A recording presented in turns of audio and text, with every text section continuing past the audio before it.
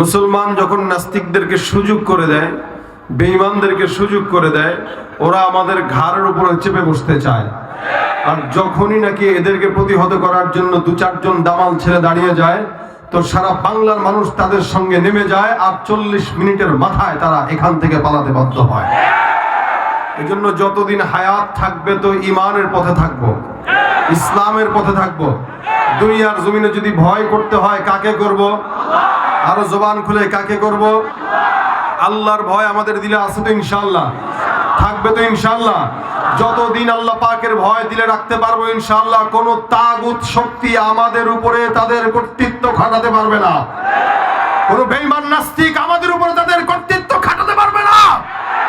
এই মুসলমান, বাংলাদেশের মুসলমানেরা একবার লড়াই নয়, বারবার লড়াই করেছে। সর্বশেষ স্বাধীনতার জন্য নতুন ভাবে লড়াই করে স্বৈরাচারীদেরকে বিদায় করেছে। আবারও আমরা আওয়াজ শুনতে পাচ্ছি, আমাদের পার্শ্ববর্তী বন্ধু বেশি শত্রুরা নাকি আমাদের দেশে আসার পায়তারা করছে। তারা বলছে আমাদের পেঁয়াজ বন্ধ করবে, আলু বন্ধ করবে। এখন সংবাদে দেখি পেঁয়াজ বিক্রি করতে পারে না, পেঁয়াজ রাস্তায় পৌঁছে। এরা মনে করছে একটা থ্রেট দিলে মনে হয় এরা ভয় পেয়ে যাবে। এরা যখন থ্রেট দিয়ে দেখে ভয় তো নাই, কিরে বাঙালিদের কাছে কি পেঁয়াজের অভাব আছে? কথা কয় না, আছে? বাংলাদেশ এমন একটা দেশ, এখানে এমন কোন জিনিস নাই আল্লাহ পাক দেন নাই। এই দেশের মানুষদেরকে এরা পানি বন্ধ করে মারার ভয় দেখায়, পেঁয়াজ বন্ধ করে মারার ভয় দেখায়, আলু বন্ধ করে মারার ভয় দেখায়। আমরা বলি ভাই তোমরা পেঁয়াজ দিও না, আলুও দিও না, চাউলও দিও না, ডাউলও দিও না, কিচ্ছু দিও না, আমাদের কোনো আপত্তি নাই, তবে আল্লাহর ওয়াস্তে গাঁজা দেওয়া বন্ধ করে দাও। কথা ঠিক কিনা? নয়তো আমাদের এই যুব সমাজগুলো শুধুমাত্র আমাদের পার্শ্ববর্তী দেশের সাপ্লাইওয়ালা গাঁজা ইয়াবার কারণেই তারা ধ্বংস হচ্ছে। ওরা যদি ওইটা বন্ধ করে দেয়, আমার দেশ সোনার দেশ হয়ে যাবে। পেঁয়াজ বন্ধ করলে আমাদের দেশে পেঁয়াজের রপ্তানির অভাব নাই, তোমাদের লাগলে আমাদের থেকে নিতে পারো। আমরা কারো কাছে মুখাপেক্ষী না, আল্লাহ ছাড়া, ঠিক কিনা জোরে করেন। তবে তারা আমাদেরকে যদি খেপিয়ে তুলে, আমরা আলহামদুলিল্লাহ বাংলাদেশ ছোট হতে পারে, সংখ্যায় আমরা অনেক বেশি। কি বলেন, ঠিক না? আদমশুমারিতেও আমরা মুসলমান বেশি। এ মুসলমান মনে রাখবেন, মুসলমানের যতদিন পর্যন্ত আওয়াজ থাকবে, সারা বিশ্বের বাস্তিক বেঈমান যদি আমাদের বিরুদ্ধে দাঁড়িয়ে যায়, আমাদের বেশি কিছু দরকার নাই, অস্ত্র নাই, ক্ষমতা নাই, পাওয়ার নাই, লেকিন আমাদের কাছে ঈমানের অস্ত্র আছে। যতদিন ঈমানের অস্ত্র থাকবে, কোন বেঈমানের সামর্থ্য নাই মুসলমানের উপরে পরাজিত হবে। ঠিক কিনা বলেন?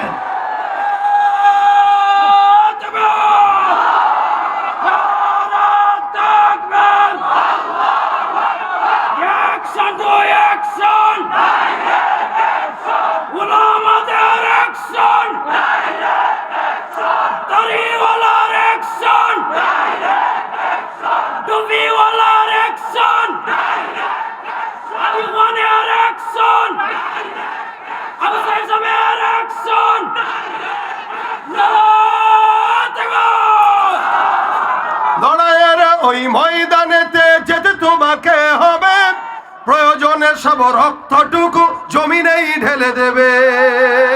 লড়াইয়ের ওই ময়দানেতে যেতে তোমাকে হবে, প্রয়োজনে সব রক্তটুকু জমিনেই ঢেলে দেবে।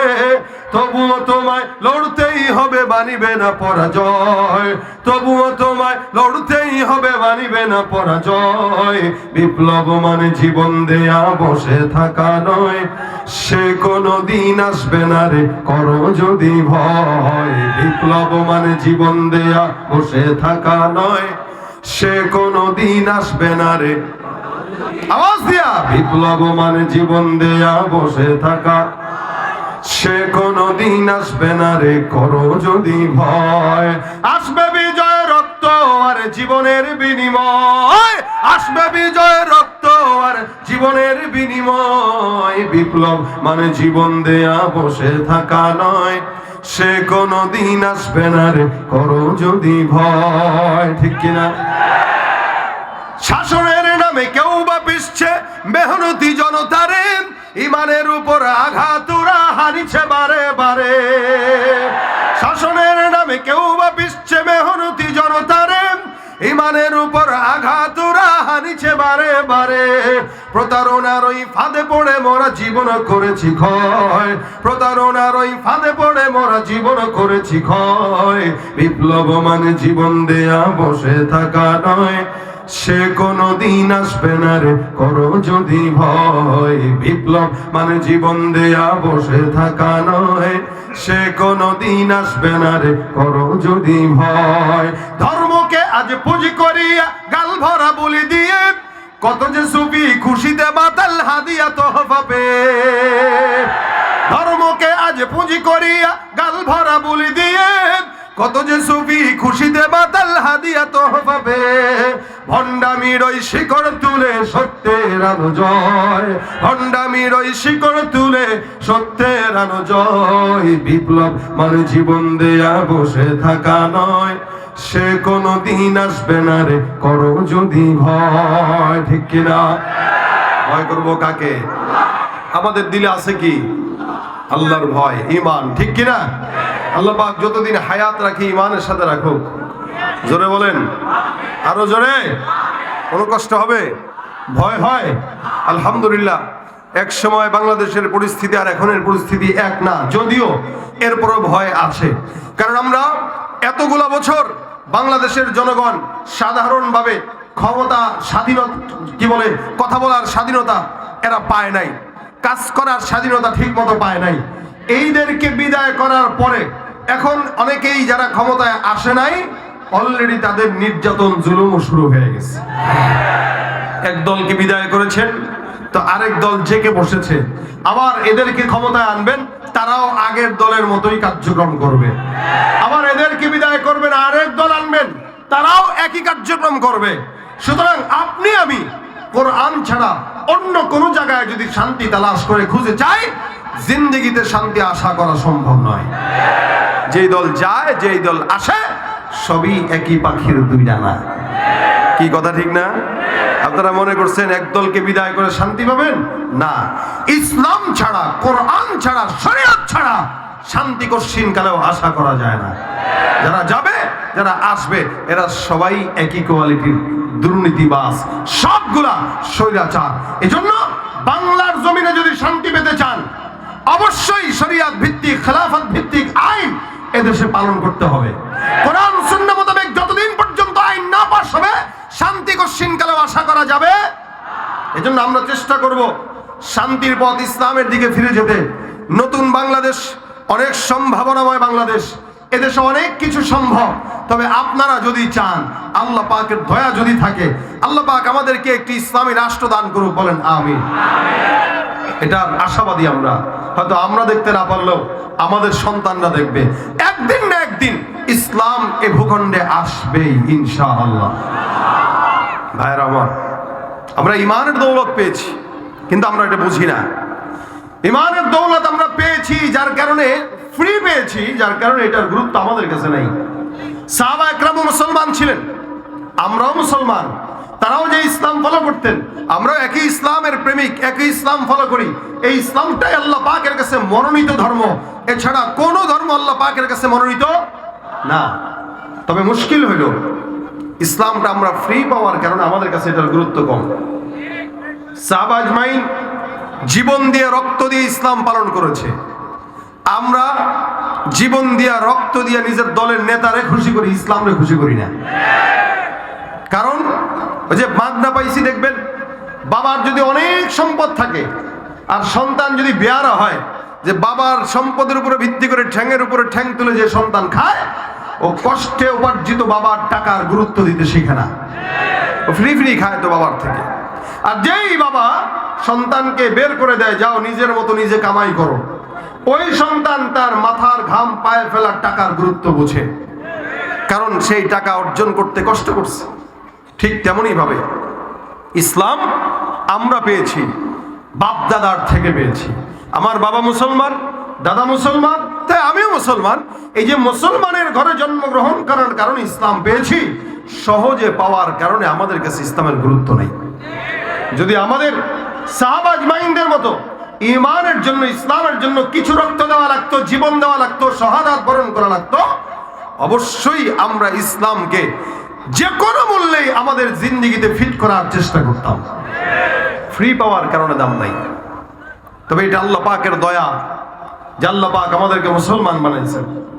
কারণ একজন বিধর্মীর ঘরে জন্মগ্রহণ যে করে তার মুসলমান হওয়া বহুত কঠিন। হিন্দুর ঘর থেকে জন্মগ্রহণ করে মুসলমান হওয়া বহুত কঠিন। খ্রিস্টানের ঘর থেকে জন্মগ্রহণ করে মুসলমান হওয়া বহুত কঠিন। একটা মুসলমান যদি হতে হয়, ঘর বাড়ি ছাড়তে হয়, বাবা মা ছাড়তে হয়, এলাকা ছাড়তে হয়, সম্পদ ত্যাগ করতে হয়, এরপরে মুসলমান হতে হয়। কিন্তু আলহামদুলিল্লাহ আমরা আল্লাহ পাকের কাছে চাইও নাই, বলিও নাই, আল্লাহ পাক আমাদেরকে ইসলাম আর ইমানের দৌলত দান করছেন। জোরে বলেন আলহামদুলিল্লাহ। এটা আল্লাহর তরফ থেকে আমাদের প্রতি আল্লাহ পাকের ইহসান, দয়া, প্রেম, ভালোবাসা। আমাদেরকে আল্লাহ পাক এত বড় নেয়ামত দান করছেন। কত বড় নেয়ামত!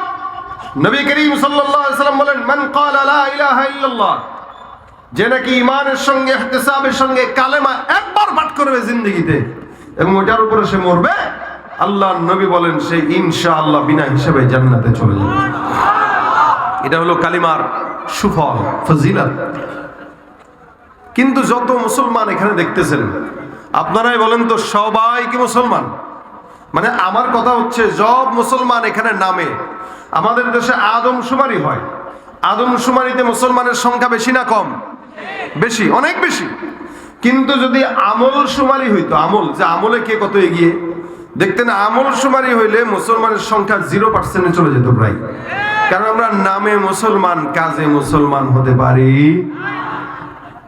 এই জন্য মুশকিল। মুসলমান তো সবাই।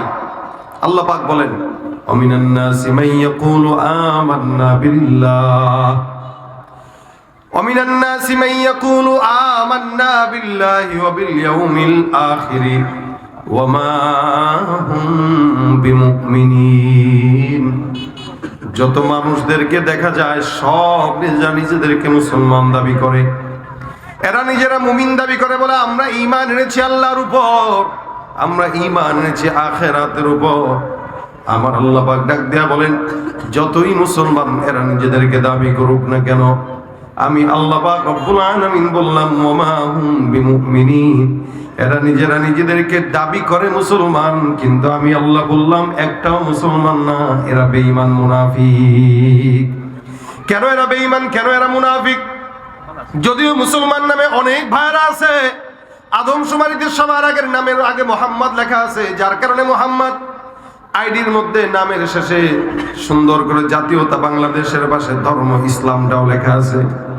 ইসলাম কাগজে কলমে মুসলমানের সংখ্যা বেশি, কিন্তু আমলের খাতায় যায় দেখবেন 100-র মধ্যে 90টা মুসলমান ইহুদি নাসারার মতো, বাকি 10টা মুসলমান কোন মতে টেনে এসে ইমানদার।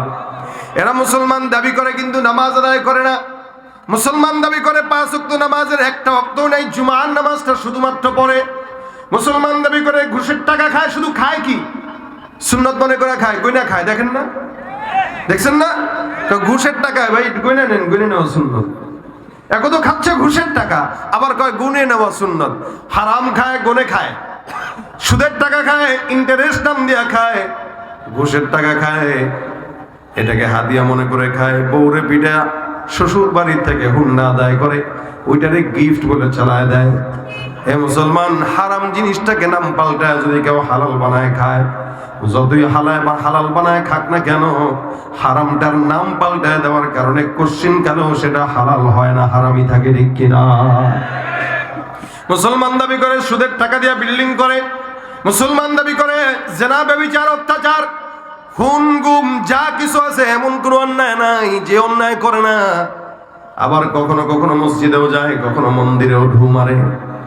এ মুসলমান, আমার আল্লাহ ডাক দিয়া বলেন, বান্দা যতই মুসলমান দাবি করো, ইমানের কিছু আলামত আছে, এটা দাবির নাম নয়, এটা মানার নাম।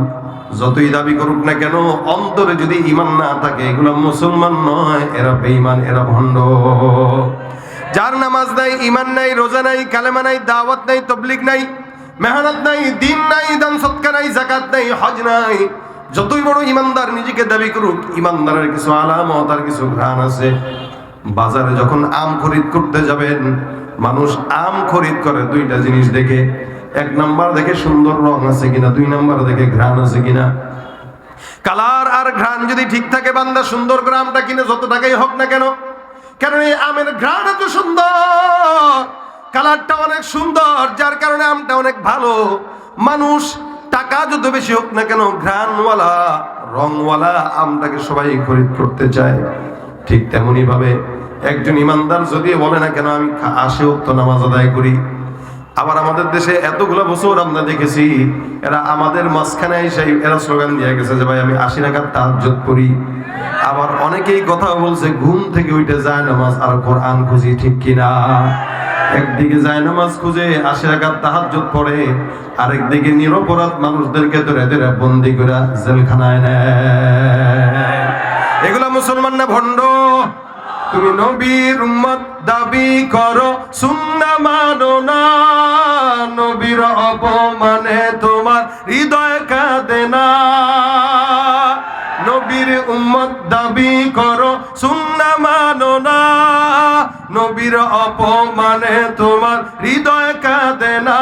তুমি বিজাতীয় সংস্কৃতিতে সপেছো পরাণ, তুমি বিজাতীয় সংস্কৃতিতে সপেছো পরাণ। তুমি কেমন মুসলমান, তুমি কেমন মুসলমান? নামাজের সাথে নাই পরিচয়, মানো না কোরআন। নামাজের সাথে নাই পরিচয়, মানো না কোরআন। তুমি কেমন মুসলমান, তুমি কেমন মুসলমান, ঠিক কিনা? মুসলমানের ঘ্রাণ আছে না নাই? কালার আছে না নাই? আম যখন কিনতে যান ঘ্রাণ দেখেন, কালার দেখেন। এ মুসলমান, একটা মুসলমান বলা লাগে না আমি তাহাজ্জুদ পড়ি, কোরআন খুঁজি, তেলাওয়াত করি, হ্যান করি, ত্যান করি। একটা মুসলমান যদি খাঁটি ইমানদার হয়, ওই বান্দার চেহারায় ইমানের আলামত, কালার আর রং আর ঘ্রাণ পাওয়া যায়। আমার আল্লাহ পাক রব্বুল আলামিন বলেন সীমাহুম ফি ওয়ুজুহিহিম মিন আথারিস সুজুদ। ইমানদারের কপালের ভিতরে, মুসলমানের কপালের ভিতরে, নবীর উম্মতের কপালের ভিতরে সিজদার আলামত দেখা যায়। একটা বান্দার কপালে যদি ইমানের আলামত দেখা যায়, ঘ্রাণ দেখা যায়, রং দেখা যায়, বুঝতে হবে ইমানদার। বলা লাগে না, চেহারা দেখলেই বোঝা যায় কে বেঈমান কে মুমিন, ঠিক কিনা? এ মুসলমান নবীর উম্মত, এই কারণে আমার আল্লাহ ডাক দিয়া বলেন ওয়া মিনান নাসি মান ইয়াকুলু আমান্না বিল্লাহি ওয়া বিল ইয়াউমিল আখির ওয়া মা হুম বিমুমিনিন। মানুষের মধ্যে একদল থাকবে যারা নিজেরা নিজেদেরকে মুমিন দাবি করার চেষ্টা করবে। আমার আল্লাহ পাক ডাক দেয়া বলেন না না, সব মুমিন মুমিন না, কিছু মুমিন আছে মুমিনের বেশে শয়তান।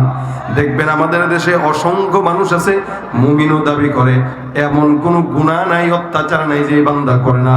কিছুদিন আগে একটা ভিডিওতে দেখছি আব্দুল লতিফ সিদ্দিকী নামের একজন শয়তান, সে বলতেছে আমার জিন্দেগিতে কোনো গুনাহ নাই যার কারণে আল্লাহর কাছে ক্ষমাও চাই না। নাউজুবিল্লাহ। তো গুনাই নাই, ক্ষমা চাবো কেন? আরে ভাই, শয়তানও তো ওরে দেখলে লজ্জা পায়, কয় আল্লাহ আমারও দরকার ছিল কি, সে থাকলেই তো হইতো। কি কথা ঠিক না? এরা হলো ইমানদার, যারা আমাদেরকে এত বছর পর্যন্ত এদেরকে চিনাইছে যে ভাই এই যে দেখেন আমরা আমরা আমরা দিন শেষে তাকায় দেখেন প্রত্যেকটা মানুষের উপরে এরা জুলুম করছে, প্রত্যেকটা মানুষের উপরে। ভাইরা আমার, এই কারণে এটা দাবির জিনিস না যে আমি ইমানদার, বলা লাগবে না। চেহারা দেখলে প্রকাশ পাওয়া যায়, বোঝা যায় কে মুমিন কে বেঈমান, তার চেহারা সুরতে জানা যায়। আল্লাহ পাক রব্বুল আলামিন চেহারা সুরত চিনার আলামত দিয়ে দিয়েছেন মুসলমান। এই কারণে ইমানটা কয় জিনিসের সমন্বয় মনে রাখবেন। শুধু মুমিন দাবি করলে হয় না। এক নম্বরে কেউ যদি মুমিন দাবি করে, তার ভিতরে থাকতে হবে তাসদীক বিল জিনান। ইমানদার যারা তাসদীক বিল জিনান, ইমানদারের এক নম্বর গুণ থাকবে অন্তর দিয়া বিশ্বাস করার নাম ঈমান।